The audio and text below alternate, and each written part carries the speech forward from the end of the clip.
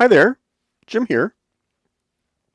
Today, we're going to have a look at the advanced features, or what I call the advanced features, of this FNIRSI DMT-99 multimeter. Now, I call them advanced features because we're going to be looking at features that this multimeter has that go beyond the usual things like voltage, resistance, capacitance, amperage, and things like that. And so most of the advanced features are accessed by holding down this menu button, and you can see that that starts to reveal a lot of other capabilities here. Okay, so you can see, and so this is where things for this meter start to get a little bit different. Okay, so we have mode selection, we have regular mode, recording mode, and monitoring mode. So we'll have to see exactly what we can do with recording mode. Now the buttons here at the bottom, they kind of work as you'd expect. Okay, threshold settings, min and max, voltage, min and max current, and min and max temperature, uh, uh, history, and so I expect that that is for the monitoring.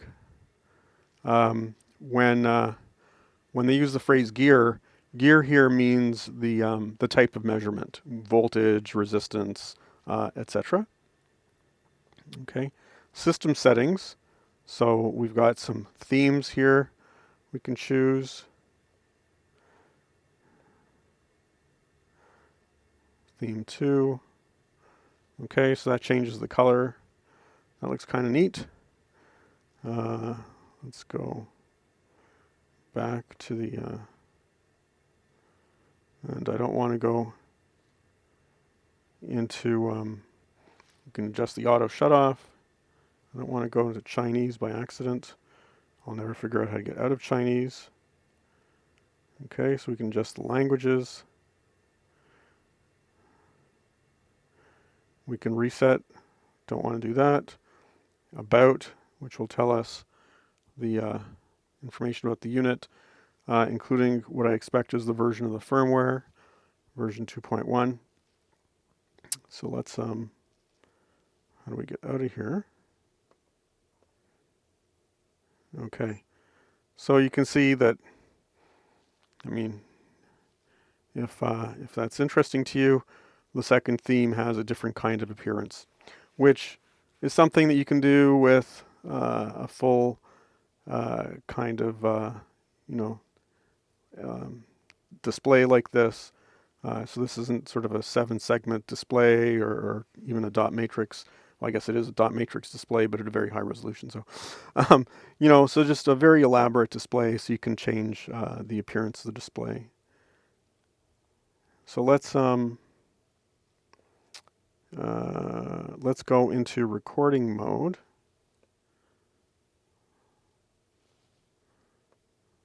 Okay, so now we'll go into recording mode. Uh,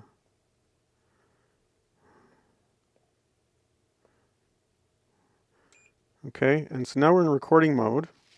It thinks it's sensed some voltage. So let's put that down. Let's get a battery here. And you can see the values kind of jumping a little bit. Okay, so now I think it's 1.5 volts. Well, it was 1499, so that's fine. And you can see there it's recording my settings. So that is very cool. Okay, so you can do that with voltage. We can do that. That was DC voltage, AC voltage, resistance, capacitance, diode check and continuity. Let's see what happens there. Okay, well, it's not really recording there. But voltage, we saw what was happening. AC voltage. Let's put that in. So I'm just putting the probes in here. Okay, and that's going to chug along. Okay, so that, you got to admit, that is pretty cool, and this is just a sign of where things are going in the industry when you can do sophisticated displays like this. Now let's go back out of here. So let's go back into the settings mode. Okay, so that was recording mode. And then, whoops, what did I do? Thresholds. I didn't want to set any thresholds. History. Okay. Mode selection. Let's go into monitor mode. There we go.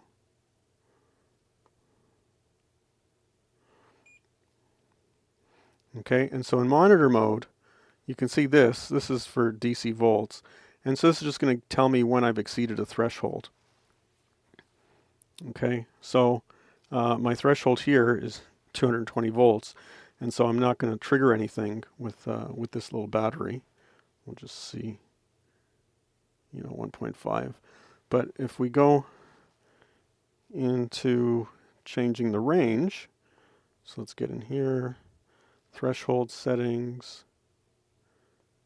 Okay, min, we'll set the maximum here. Oops.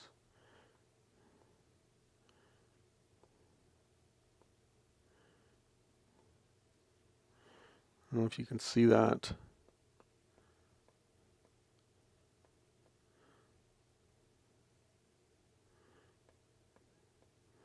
Okay, you have to kind of go through these symbols one by one. We're going to set the maximum voltage here at 1 volt, just to give us something interesting to do with the battery. Oops. And then we're going to set the minimum voltage here to be, oops, minus 1 volt. Okay, so hopefully you can see that.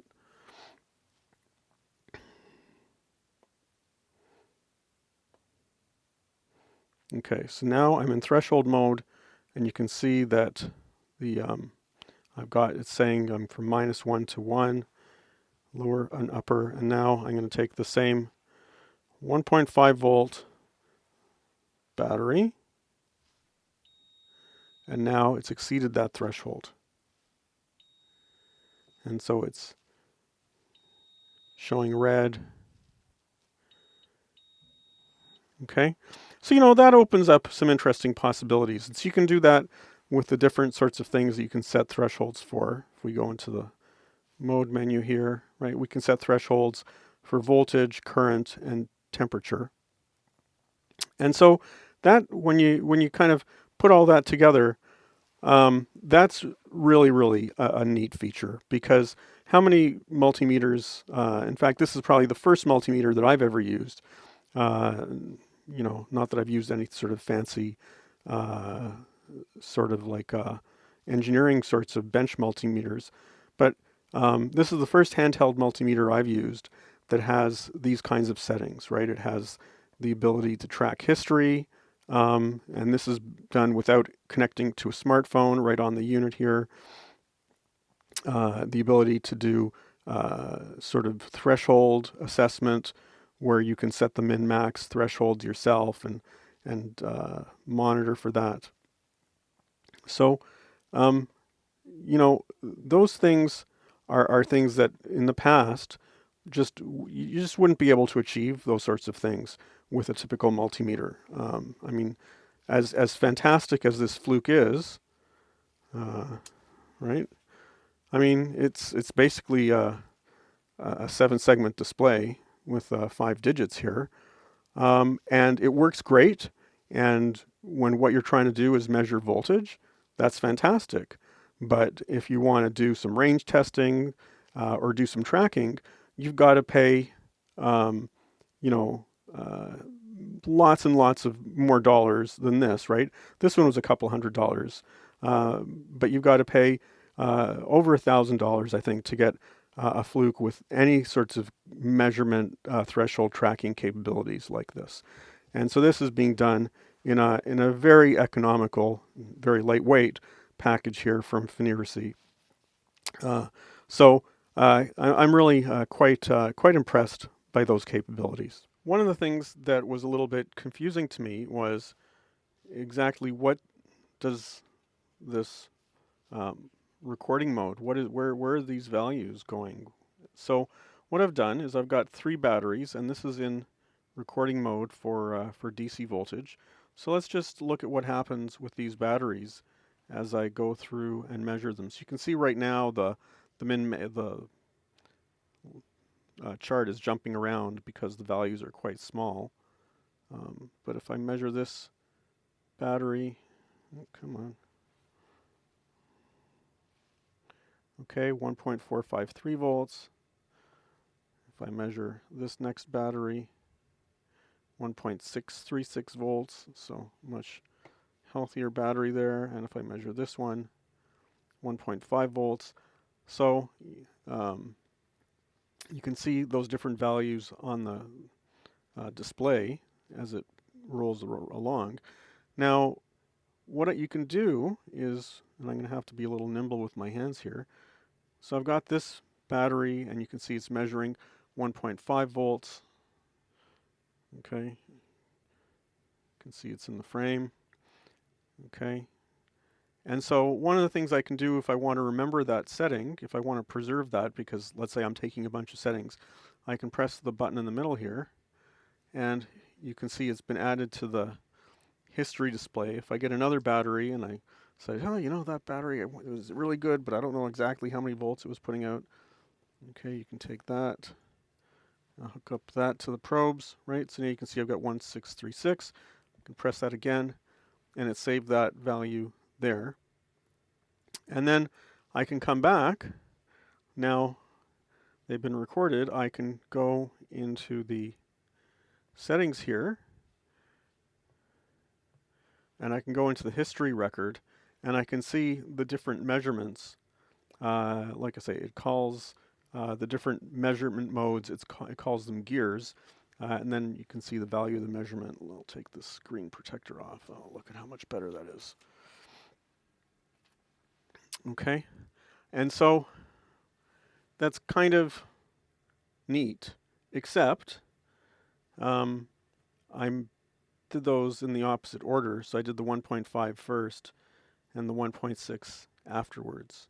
So, and if I exit, of course, they're lost. But let's do that again. So I'm going to do from the lowest voltage to the highest voltage. So I think this one had the lowest voltage. All right, so 1.453, record that. This one, sorry, I keep hitting the camera. 1.5, record that. Awesome. This one, 1635, record that. Super. Okay, now I want to go back and review those. So let's go back into history mode. Okay, let's look at the history. Well, so it's got them recorded, but you can see that the first value in the last set of things that I recorded was 1453, and then 1.5, and then 1635. So the history record here is showing them in the reverse order of what I stored them as. And of course, it has, if I go over here, it has a whole bunch of memories, right? So it can remember all of my measurements that I've captured in the monitoring mode, not in the monitoring mode, in the recording mode, but it's always it's showing them in the reverse order from what I've captured. So you know, as long as you're aware of that, I guess that's not a big deal. I would. It certainly makes it easier in the sense that I can always see the latest measurements right on the display here, and I don't have to kind of go scrolling through. But honestly, I would prefer to see them recorded here in the history record in the same order that I captured them in. Okay, now let's see what happens and see if those history settings are preserved through power cycles. So we're going to turn it off. Okay, so now it's off. Still some battery there. Turn it on.